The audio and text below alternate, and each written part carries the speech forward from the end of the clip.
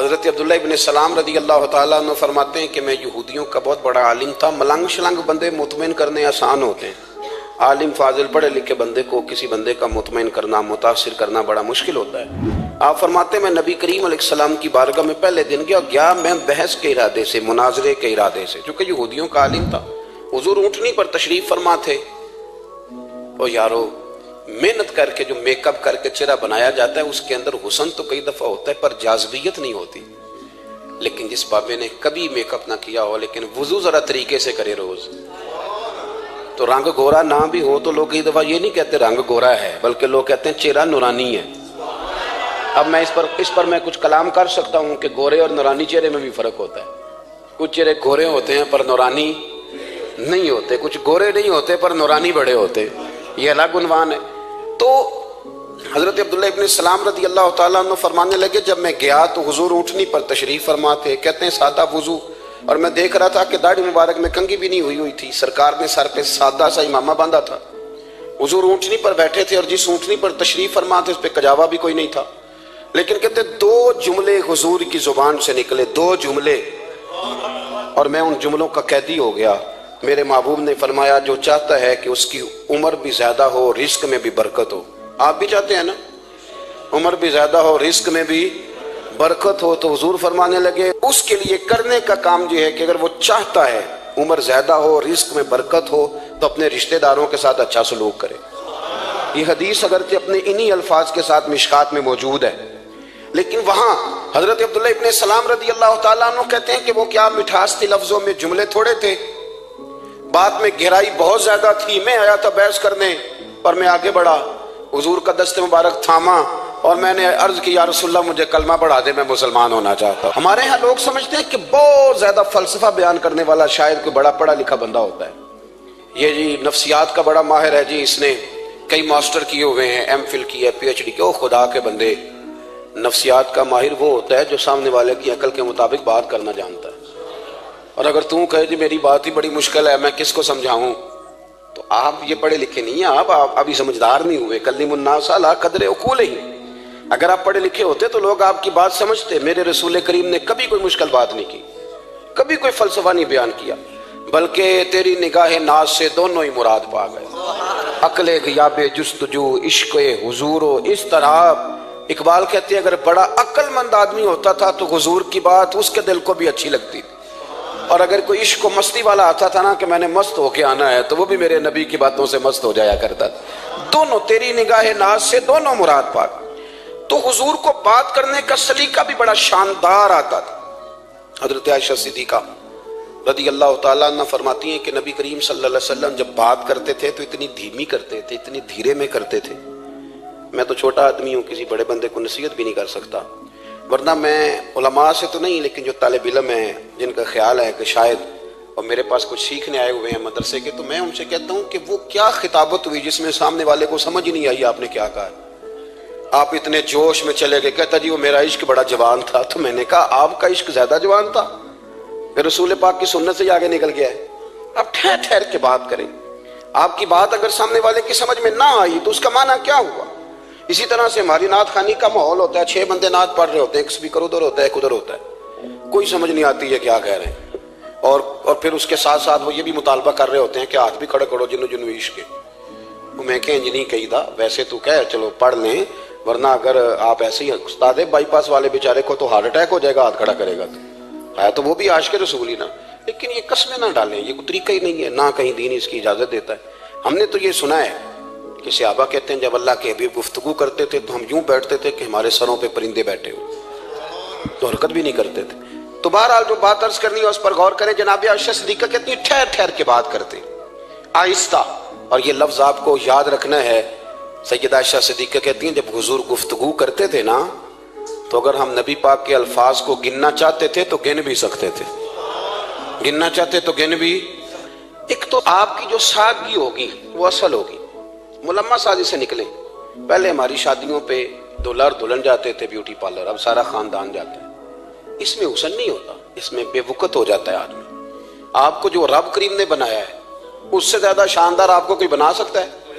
الذی خلقک فسواک فعدلک فی ای صورت ما شاء رکبک، اللہ فرماتے ہیں جو میں نے تیرا چہرہ بنایا ہے نا یہ میری چاہت ہے، میں نے جیسا چاہا ہے تجھے بنایا ہے، تو مجھے تجھے وہ چہرہ پسند کیوں نہیں جو میرے رب نے بنایا ہے؟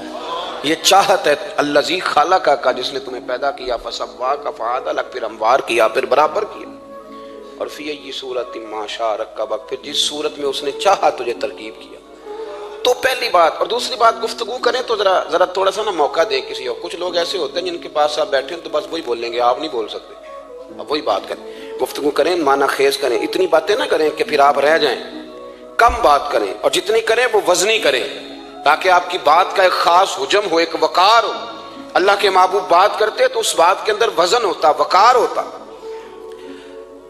ہمارے صاحب رحمۃ اللہ علیہ ہمیں اکثر حکم دیتے تھے تقریر تھوڑی کرنا، نعت کے 2-3 شعر پڑھنا، تو میں نے ایک دن عرض کی حضور کیوں؟ فرمانے لگے اللہ رسول کی بات کو بے وقت نہ کر دینا کہ لوگ سننا نہ چاہیں اور تم جبرن سناؤ، فرمایا رنگ اس طرح کا ہونا چاہیے کہ لوگوں میں دلچسپی ابھی ہو اور بات ختم ہو جائے، اس کو بے وقت کر دینا ہے کہ زبردستی آپ، تو اچھی گفتگو کریں، معنی خیز سنیں۔ ایک حدیث پاک حضرت ابو بردہ رضی اللہ تعالیٰ، ایک صحابی ہیں، البدایہ والنہایہ میں روایت آپ کو ملے گی، وہ کہتا ہے میرا اپنی بیوی سے اختلاف ہو گیا۔ بیوی سے جب بندہ راضی ہوتا ہے تو بڑا ہی راضی ہوتا ہے، پھر وہ کہتا ہے کہ جیسی میری ہے ویسی کسی کی بھی نہیں، اور جب ہوتا ہے نا ناراض تو پھر وہ منگنی سے کہانی شروع کرتا ہے کہ جب میری منگنی ہوئی تھی تو تیرے چاچے نے مجھے گھورا تھا، اور پھر وہ دن جب رکھے تھے اس دن جو کام ہوا تھا اس کا بھی ذکر، اب اختلاف جو ہو گیا، اور جب آپ کسی سے ناراض ہوتے ہیں پھر اس کی خامیاں ساری سامنے آ جاتی ہیں، پھر وہ کہتا ہے شادی والے دن تیرے ابے نے صحیح سلوک نہیں کیا، یہ جو مجھے کپڑے دیے تھے جو کو پہننے والے تو نہیں نا، تو میری اماں، اب اختلاف ہو گیا۔ اب ہم کیا کرتے ہیں، جو قریب والے لوگ ہوتے ہیں وہ اس پر تھوڑا تیل اور ڈالتے ہیں، وہ کہتے ہیں نہیں تینوں تو پتہ ہی نہیں، مجھے تین بڑیاں گلاں دا پتہ ہی نہیں، تو تے شادی تو 15 دن بعد سعودی عرب ٹر گیا سا، ساڑھے کو سن کہانیاں ہم تمہیں بتاتے ہیں تاکہ تباہی اور اترے۔ اس طرح نہ کریں، آپ ایک آدھ بات کہہ کے چلے جاتے ہیں، ان بیچاروں نے اکٹھے رہنا ہوتا ہے، ان کی زندگی دوزخ بنی رہتی ہے، ان کو قریب کریں۔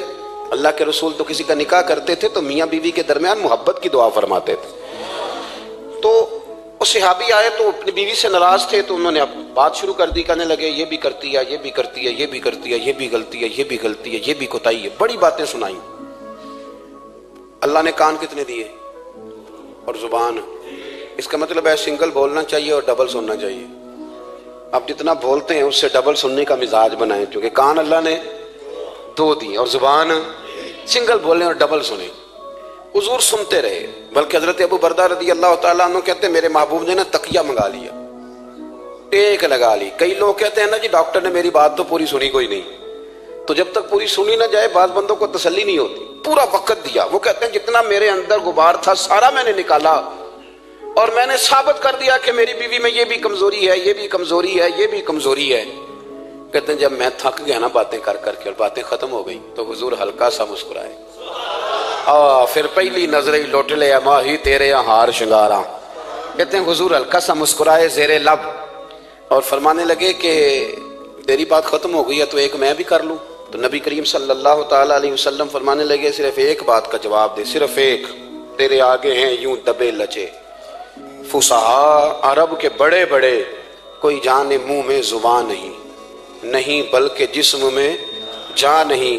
حضور فرمانے لگے یہ بتا کہ تیری بیوی میں ساریاں خامیاں ہی ہیں کہ کوئی خوبی بھی ہے؟ بھائی اتنا جواب دے دے، زیادہ لمبی چوڑی بات نہیں، تیری بیوی میں ساریاں خامیاں ہیں۔ اللہ جو بندے بناتا ہے نا تو ایسا کوئی بندہ رب کریم نے نہیں بنایا جس کے اندر اللہ نے کوئی خوبی نہ رکھی ہو۔ یہ الگ بات ہے کہ ہماری اپنی اینک پر مٹی پڑی ہوتی ہے اور ہم سامنے والے کا چہرہ صاف کرتے رہتے ہیں، اپنی اینک نہیں صاف کرتے۔ تو حضرت ابو بردہ رضی اللہ تعالیٰ عنہ فرماتے ہیں جب سرکار نے اس شخص سے یہ بات کہی نا کہ کوئی خوبی بھی ہے تیری بیوی میں، تو کہتے ہیں وہ شخص کہتا ہے میری نا بالکل ایک جملے نے سوچ ہی بدل دی ساری، یوں سمجھ لے کہ میں اس روڈ پہ چل رہا تھا، میرے نبی پاک نے مجھے اس والے رستے پہ ڈال دیا، بالکل ساری سوچ، یعنی ایک ہی جملہ لیکن ہر چیز بدل دی سرکار نے۔ حضور فرمانے لگے کوئی خوبی بھی ہے؟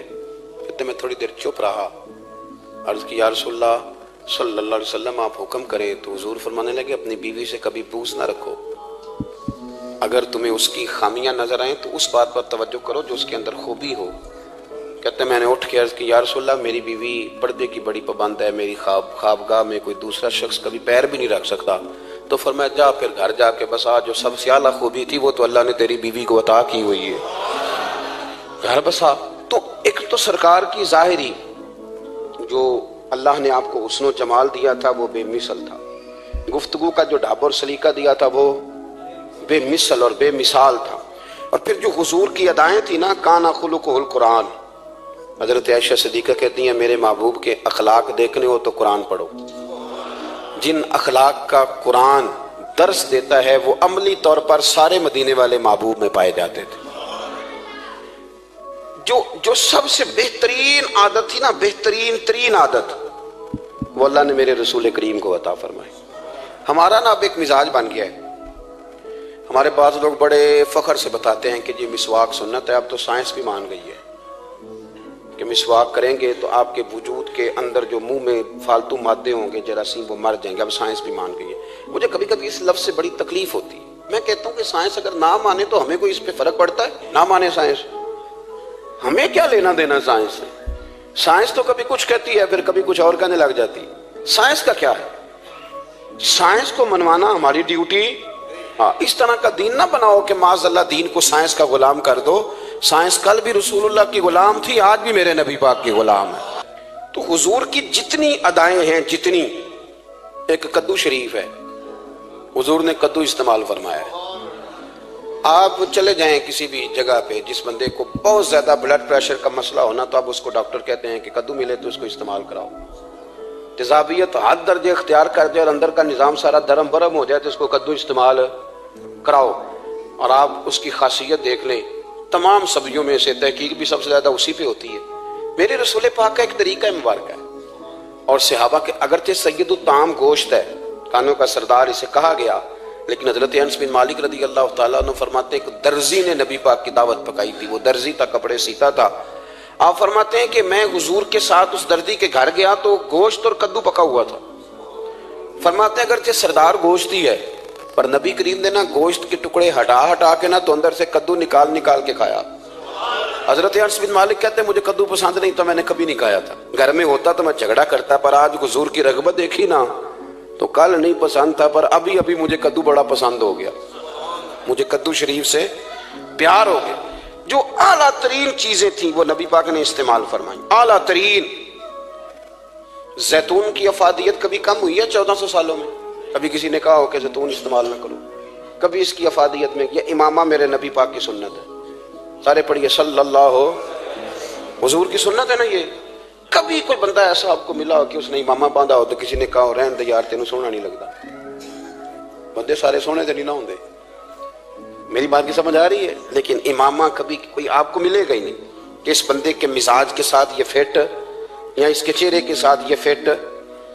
اینک آپ لے لیں بازار سے، چھوٹی بھی ملتی ہے بڑی بھی ملتی ہے، کچھ لوگوں کے چہرے پہ کچھ چیزیں نہیں سیٹ ہوتی، فٹ نہیں ہوتی، لیکن یہ سرکار کی چونکہ سنت ہے، اور اس کا اعزاز یہ ہے کہ نبی پاک نے فرمایا جمعے والے دن امامہ باندھ کے آیا کرو، جمعے والے دن امامہ باندھ کے آیا کرو۔ جو لوگ جمعے والے دن امامہ باندھ کے آتے ہیں اللہ کے فرشتے ان پر درود بھیجتے ہیں۔ لیکن امامہ شریف ہونا چاہیے، اپنی مرضی کا رومال نہ باندھ لیں، کم از کم 3.5 گز ہو، اور ٹوپی کے اوپر باندھا گیا ہو، اپنی مرضی کا طریقہ نہیں اختیار کریں، وہ جو شریعت نے حدود بیان کی ہیں اس کے مطابق چلیں۔ میری بات کی سمجھ آ رہی ہے؟ تو جو بات میں نے چھیڑی ہے وہ یہ ہے کہ اللہ کے محبوب رب کریم کی دلیل ہے۔ جتنا کائنات کے اندر حسن کوئی بندہ تلاش کرنا چاہے گا وہ مجبور ہو جائے گا اور اسے دروازہ رسول پہ جانا ہی پڑے گا، اسے نبی پاک کے دروازے پر اسے جانا پڑے۔ ہم کوشش بڑی کرتی ہیں سونے لگنے کی، بڑے بڑے لوگ روپ دھارتے ہیں بیچارے، بڑا کچھ کرتے ہیں، لیکن آپ کو لوگ سونا کہیں گے، نورانی نہیں کہیں گے۔ مجھے بڑی کر لیں، داڑھی روز بنائیں بے شک، لیکن فطرت داڑھی ہے، حسن ناراض ہو گیا۔ اور داڑھی بڑی سمجھدار ہے، کبھی عورت کے منہ پہ نہیں آتی، آتی مرد کے منہ پہ، مرد کے منہ پہ داڑھی آتی۔ چلے میں کوئی بات نہیں کرتا ورنہ میں تو حنفی ہوں، میرے امام صاحب تو اس بندے کی گواہی قبول نہیں کرتے جس نے داڑھی نہ رکھی ہو، وہ کہتے ہیں اس کی شہادت کچہری میں قابل قبول نہیں ہے، وہ تو قبول نہیں کرتے اس کی شہادت کو بھی۔ اب چلیں عوام سے ڈرتے ڈرتے کئی دفعہ کچھ باتیں نہیں بتائی جاتی پر باتیں ہیں تو صحیح نا۔ ایک بندے نے داڑھی مڈائی تھی تو جناب عمر نے مدینے سے بھی نکال دیا تھا۔ انسانوں کانے کوئی کہہ گیا کہ چنگی طرح نیک ہوے گا تاں رکھی تے روٹی ادن کھائی ہاں جدن چنگی طرح نیک ہو جائے گا، اس سے پہلے کیوں کھاتے ہو؟ یہ قسم اٹھاؤ کہ پیسے اس دن پکڑنے ہاتھ میں جس دن چنگی طرح نیک ہونا ہے. کچھ لوگ کہتے ہیں میں اندر سے ٹھیک نہیں. تو اندر سے ٹھیک ہونا تیری ڈیوٹی نہیں, ظاہر ٹھیک کرنا تیری ڈیوٹی ہے, باطن تو رب کریم اپنی رحمت سے درست فرمایا کرتا ہے. تو جو تیرے ذمے لگایا اللہ نے وہ تو کرنا, جو تیرے اللہ نے. ظاہری صورت سے ہوتا کیا ہے, سنو کیا ہوتا ہے. مولانا رومی نے لکھا ہے حضرت موسیٰ علیہ السلام کے زمانہ مبارکہ میں ایک شخص تھا, تو حضرت موسیٰ علیہ السلام کی نقلیں اتارتا تھا. آپ کتنا لمبا کرتا پہنتا تھا, ہاتھ میں چھڑی پکڑتا تھا, تھوڑا غصے سے بولتا تھا, معاذ اللہ نقل اتارتا تھا. جناب موسیٰ کلیم اللہ علیہ السلام کی قوم کا جب غلبہ ہوا تو انہوں نے نکال دیا اس کو, تو نقلیں اتارتا ہے, وہ نکل گیا, شہر سے باہر نکال دیا. حضرت موسیٰ کلیم کہتے ہیں میں ایک دن کوہ طور پہ گیا ہوا تھا, تو رب کریم نے مجھ سے فرمایا کہ فلاں جگہ فلاں درخت کے نیچے میرا ایک دوست انتقال کر گیا ہے, اسے اٹھائیے, غسل دیجئے, کفن دیجئے, جو اس دور کا طریقہ تھا, تدفین کر دے. حضرت کلیم علیہ السلام فرماتے ہیں میں اپنے حواریوں سمیت پہنچا, جب بندے کا چہرہ دیکھا تو حیران ہو گیا, یہ تو نقلیں اتارنے والا ہے, تو نقلیں اتارنے والا ہے. پر اللہ کے نبی رب کریم کے حکم کے آگے لایت اللہ نہیں کرتے, یہ نہیں کہتے کہ میری عقل میں نہیں آ رہا. اٹھایا, غسل دیا, کفن دیا, تدفین کر دی اس کو. جب دفن ہو گیا حضرت موسیٰ علیہ السلام کوہ طور پہ حاضر خدمت ہوئے اور بارگاہ عالی مرتبت میں عرض کرنے کے مالک تو بے نیاز ہے, چارہ سوال تو نہیں, پر اپنی تسلی کے لیے مالک یہ فرمائیے کہ وہ تو نقلیں اتارتا تھا. تو رب کریم نے فرمایا موسیٰ بات یہی ہے, پر میں نے اسے نا مرتے وقت ایمان نصیب کر دیا, وہ آپ کا کلمہ پڑھ کے دنیا سے گیا ہے اور توبہ کر کے گیا ہے, تو مالک اتنی کرم نوازی کیوں ہوئی؟ تو رب کریم نے فرمایا موسیٰ جب وہ تیری طرح بن سور کے نکلتا تھا نا, تیری ادائیں اپناتا تھا, تو مجھے پیارا ہی بڑا لگتا تھا, پیارا لگتا تھا. یارو دیکھو نا ترمذی شریف میں حدیث ہے, میرے رسول پاک علیہ السلام نے فرمایا میرا امتی جب سفید داڑھی لے کے قبر میں جائے گا نا, داڑھی اور وہ بھی سفید, تو رب فرشتوں سے فرمائے گا اسے عذاب نہ دینا, یہ میرے محبوب کی سنت سفید داڑھی لے کے آگے, مجھے شرم آتی ہے اسے عذاب دیتے. آپ بات کو سمجھے کہ یہ حضور کی سنت کا اعزاز جو اللہ کی بارگاہ میں, رب کے حضور جو سنت کا اعزاز اس لیے کہ کائنات میں سب سے اعلیٰ ترین جو کام تھا وہ کیا ہی میرے مصطفیٰ کریم نے. اعلیٰ ترین عمل نبی پاک کا, اعلیٰ ترین, اور طریقہ مبارکہ میں حسن اور جاذبیت. اور آپ اندازہ کر لیں ہم لوگ پٹری سے اتر جاتے ہیں, مرضی کرتے ہیں, ہمارا مزاج ہے جتنا مرضی کو کہے کہ الکوہل والی خوشبو استعمال نہ کریں, پر ہم کوئی نہ کوئی دلیل نکال کے لے ہی آتے ہیں. لیکن خوشبو اس دور میں بھی اتنی بکتی ہے جس کی حد نہیں, اور لوگ اپنی اپنی ضرورت کے لیے اس کو استعمال ہے. ان 1400 سالوں میں 1450 سالوں میں ایک دفعہ بھی ایسا نہیں ہوا کہ یہ کاروبار کہیں ٹھنڈا ہوا ہو. حرم شریف اللہ آپ کو لے جائے تو مسجد نبی میں سونے کی دکان کے ساتھ خوشبو والی دکان ہوتی, یعنی اتنا مہنگا کاروبار ہے کہ جتنا کرایہ سونے کی دکان والا دے رہا ہے اتنا ہی خوشبو کی دکان والا دے رہا ہے.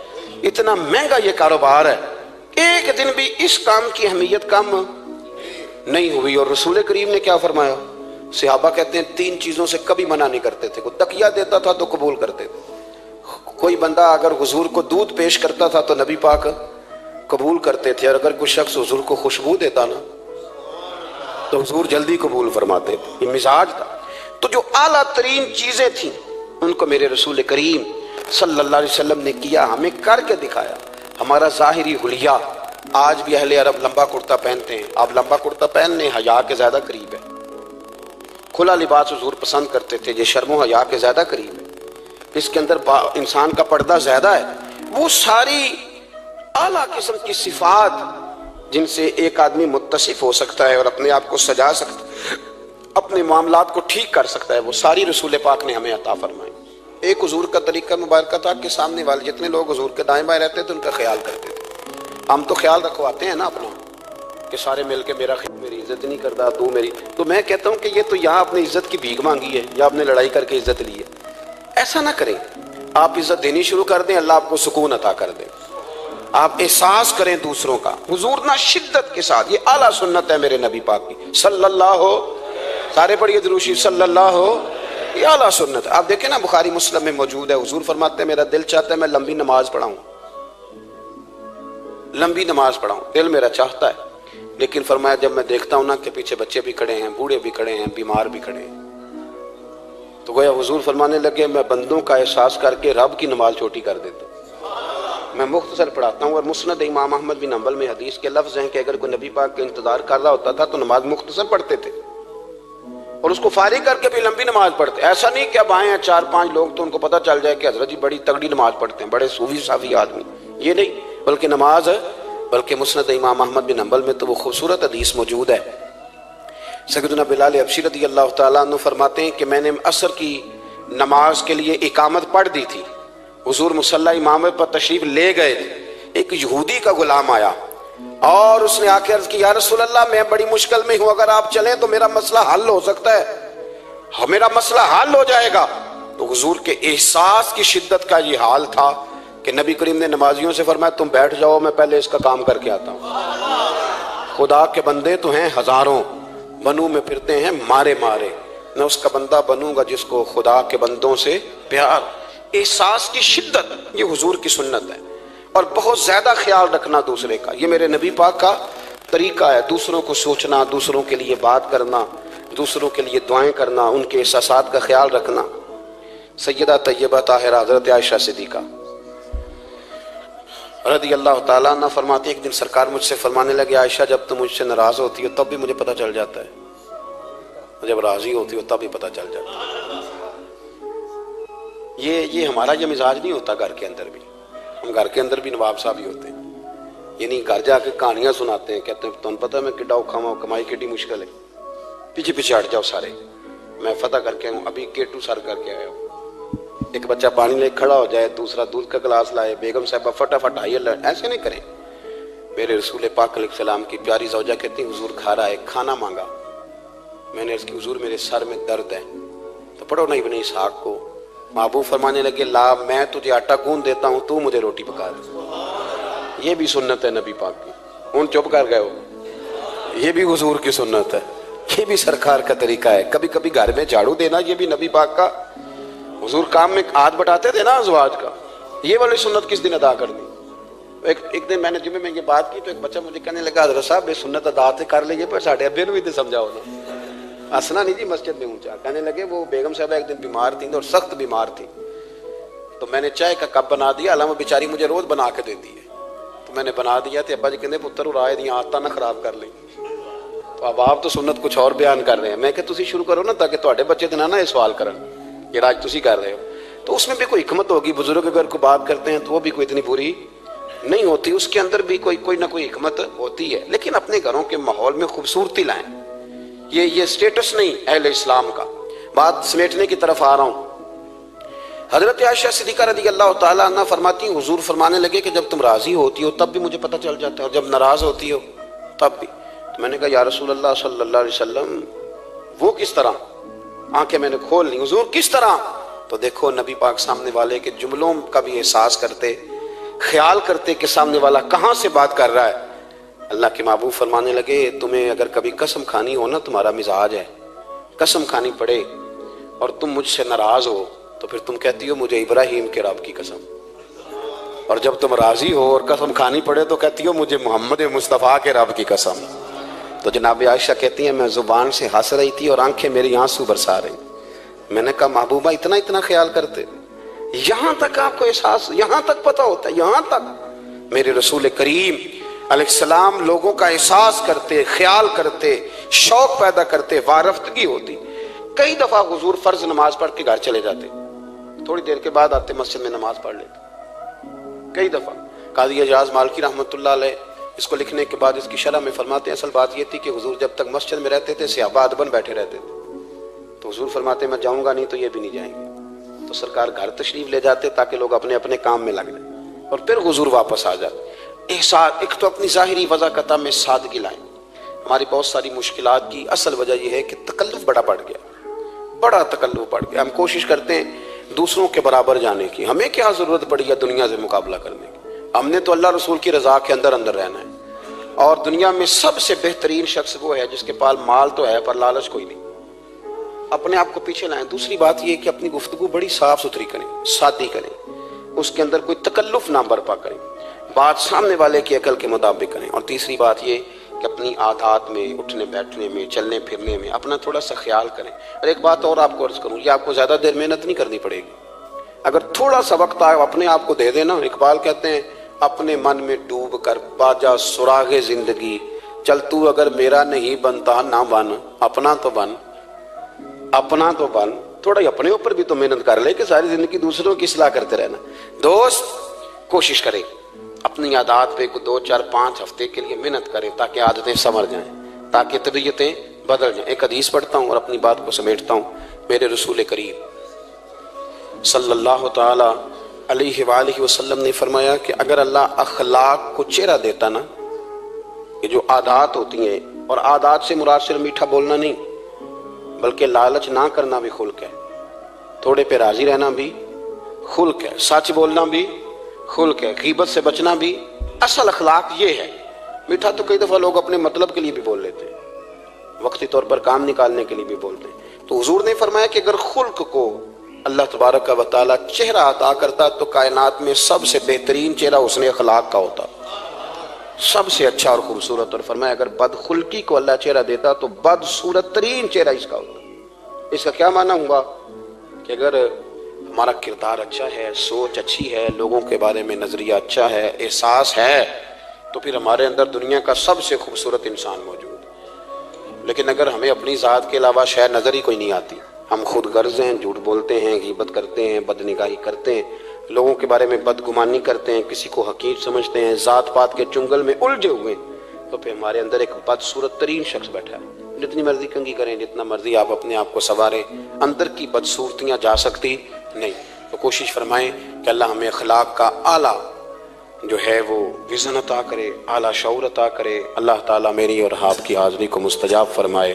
آخر دعوانا